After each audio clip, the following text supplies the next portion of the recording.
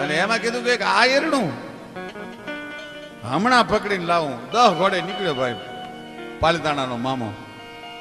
અને પ્રતાપ મામા એ મામો નીકળ્યો તો ખરો, પણ ગરણીઓ ઘોડે ચડીને હાકલ કરીને બરસી હાથમાં ફેરવવા માંડ્યો આયર. અને મામા ભાગ્યા. ભાગતા ભાગતા મામાની ફગ લઈ લીધી માથેથી.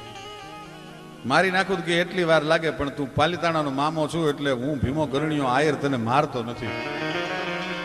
ખાલી હાથે પાછા આવ્યા એટલે પ્રતાપસિંહજીએ પૂછ્યું મામા ગરણીઓ ક્યાં? કે છે તો હાવ આવું બેઠી દડીનું, પણ ઘોડે ચડે છે ને ત્યારે તાળ જેવો થાય છે, એનો આંકડો નથી સાંભળ્યો ગાતો. ઘોડે ચડે ને ત્યારે બ્રાડ નખાવી દે છે. એમ સાહેબ ગમે એવડું નાનું હોય પણ એના જે અંતર છે એમાં કાંઈ અમિતાભ જેટલી ઊંચાઈ હોવાની જરૂર નથી. અંદરની જે અમીરાત છે